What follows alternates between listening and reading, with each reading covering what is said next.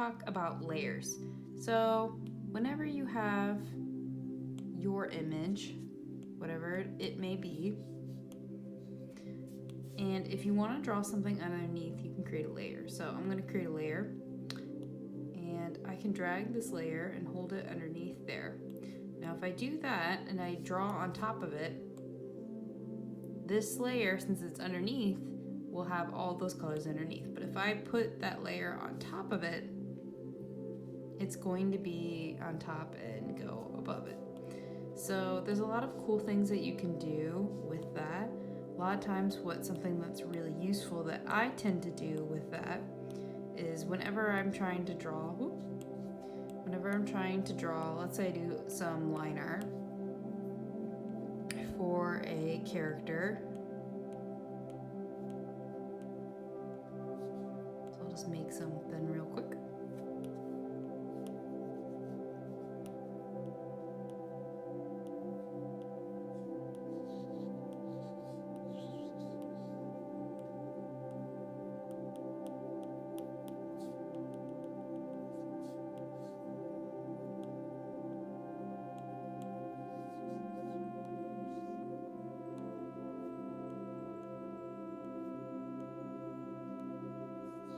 So now I have a quick little character that I created, and I'm going to talk about how it's useful for coloring. Now you could, and this is something I do a lot, is if I have line art like this, I'll slide it over, I'll click duplicate, and what I'll do is on the layer below this layer that I just created, I will make the colors that I want, and then I can drag them on there. Now, I wanted to point out,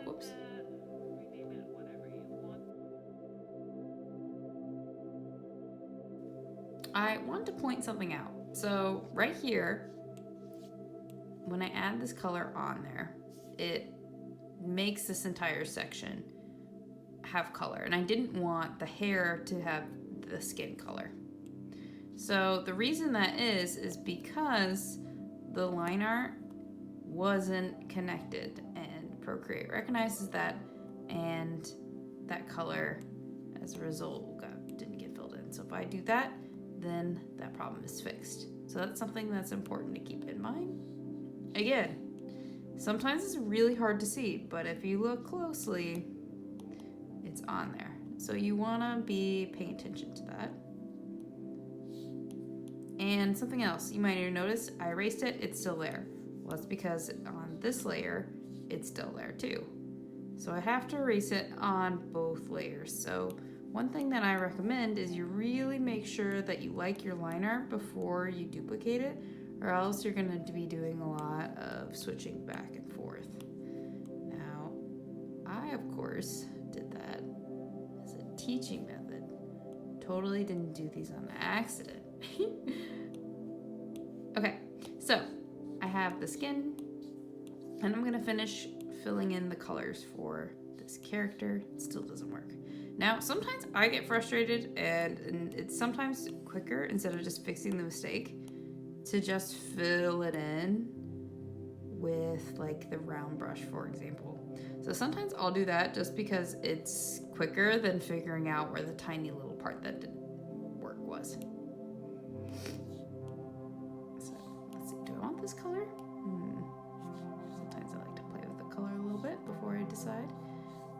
A little too dark, I think. More orangey. There we go. Okay, so now I'm filling in that with color.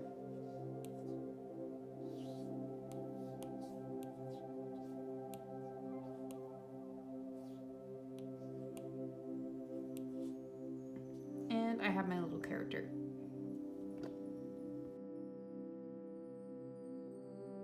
Next up, I want to talk to you about blending modes.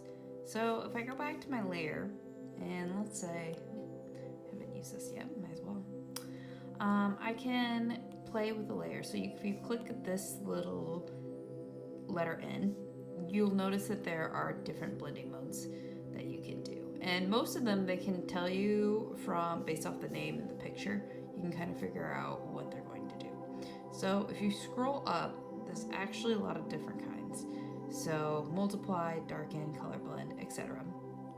And you can scroll down and you'll see more there. A lot of the ones down here are more about light. The ones up here are kind of more about shadow. Now, one popular one that I use all the time is called multiply. So I'm gonna click that, just click out of it.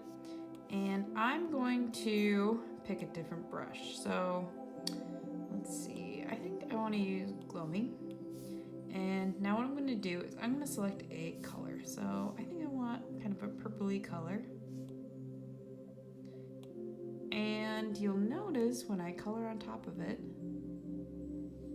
it's creating like a nice shadow effect. So the reason I use this brush a lot is because it's really a nice and easy way to add shadows. And I like how you can change it pretty easily with that. Now, there's a lot of cool different things that you can do with the blending mode. So as I'm coloring this in, I'll talk to you about that a little bit more. So when you click on it, add over here this color real quick before I show you. Okay, so if you click over here, you'll see that there is the multiply layer. So I can toggle that on and off to see what it looks like before and after without that layer. Now if I click on it again, I can change the opacity. So maybe this purple is a little too intense. I can always make it less intense by turning this dial down. Now you might think, well, I like everything here, but I just don't like the color. Well, there's a fix for that too. So you can click on it and you can click, let's see, alpha lock. Yeah, that's the right one, I'm pretty sure. Yep, okay. So when you click alpha lock, you can change the color. So let's say I want to use something not quite as intense purple, maybe like a more grayish purple. So I could use that and it'll change the color. So I can just color on top of it. Now the cool thing about this is you could really change up the colors a lot. So if I wanted that orange, green, blue, and just wherever you are drawing on top of it, you're drawing just on those pixels of this layer only.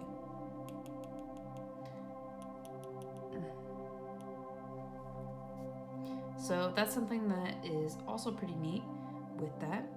Now, another layer that I like to use is a lot of times I like using the color dodge. So this is a really nice way to add light. It's a pretty easy way. Now, it's still good to always know how to do these things the old-fashioned way like you would in a painting by just applying color and knowing color, but this is also just a nice way to do it digitally. So you should still learn how to do it, but this makes it easier. So I'm gonna make and add some lights right now. This is really, really yellow, very, very yellow. So if I decide, okay, that's not really quite what I want, I could kind of change it, and you'll notice that, sometimes, this is a good learning moment, sometimes it'll make it go out of the blending mode, so you'll just have to put it back. Every once in a while that happens if you click undo too much. So let's see, undo, and it put it out of that blending mode. So keep that in mind that undo can change the blending mode out of it. So there's orange, pink, green, blue. So just notice how all these different colors are really changing how this looks. Right now we have a lot of colors from the color dodge. So I'm gonna get rid of these. And I'm just gonna pick one of those colors. So I think I want like an orange, and that's still a little too much. Now, even if you do like go down to like a darker brown, it actually, that's a little bit more subtle. I like that. So maybe I could use this, and I'm gonna use this for highlights on my character, just to add a little bit more color. And I don't have to use this color. I could change it to any color I really want, but I can always switch that up.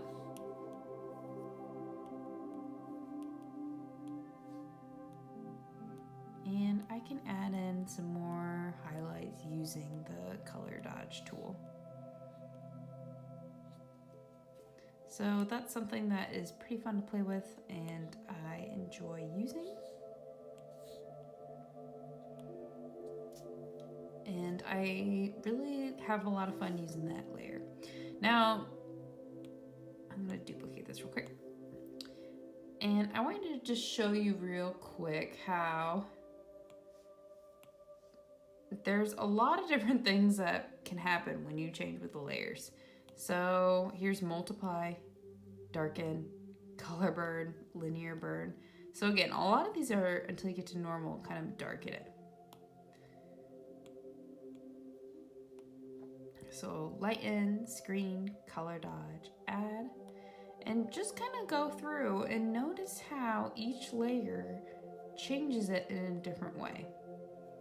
The best way to kind of understand how these work is just kind of playing with them and seeing which ones that you want and finding the one that will do the desired effect that you wish.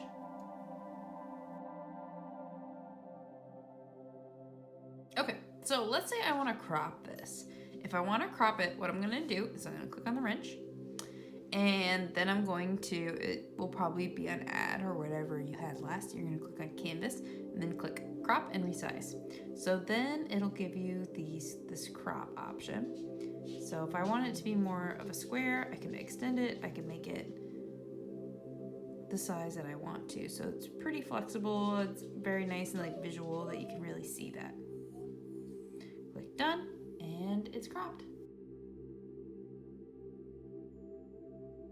A cool feature that I really like about Procreate is that if I want to make a line and make a straight line, yeah, you can make a straight line by having the old-fashioned way of how you normally would, but Procreate, you can make a straight line by holding it. Oh, this one's kind of more curved, but I could kind of make it and hold it, and then it holds that line so I can place it wherever I want. So this is pretty handy, and you can have a lot of control over your lines, whether depending on the thickness, opacity. There's a lot of cool things that you can do with that. Now, another thing that you can do, earlier you kind of saw me doing this curve. You can make curves pretty easy by using Procreate's features like that. Even if, now I'm gonna explain what I just did. So I created this cloud. Now when I hold it, notice it makes it really, really diagonal. So it kind of creates a funny little look. But normally, if you want to make like a circle, you can kind of hold it and then you can make the circle like that. Now, something else that's cool about this is that when you make your circle, you can make it grow, you can make it smaller. That's something that I think is a pretty cool feature with it. Now it's kind of got more of an egg shape. So you can do lots of fun things with this. So go ahead and try to make some ovals, ellipses, circles, and straight lines.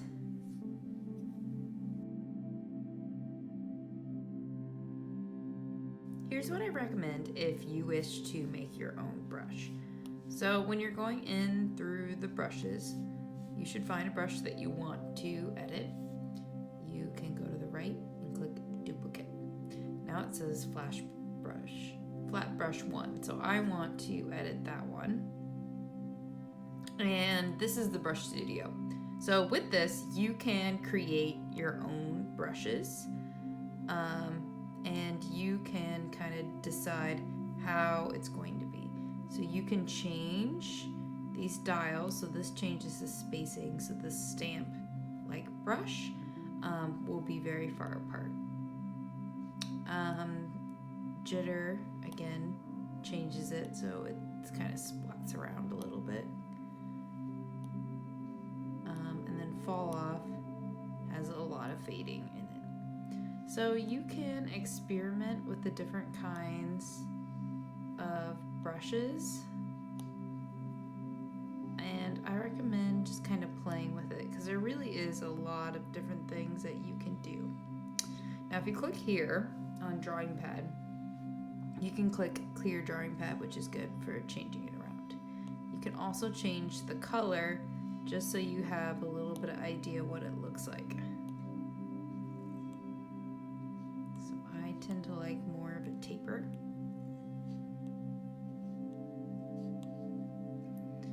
And you can also change, you'll see that there is a lot of different things on there.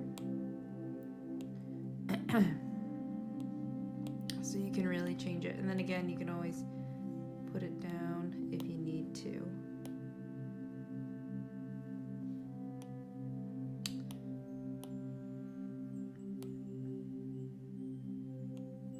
So have fun and experiment with this. There is a lot of different things that you can do with it. Now, I kind of like to have my brush, make a flat brush and make it like really flat. So you can kind of experiment. Ooh, that looks cool. And you can change with different things. You can change the angle. And there's a lot of fun different things you can do. So experiment and really try to use different techniques, and you'll be surprised with some of the cool things that you can create by just using the brushes. This is kind of similar to that stickman brush. You'll be surprised by some of the different things that you can do with just one simple brush. So go ahead, give it a try.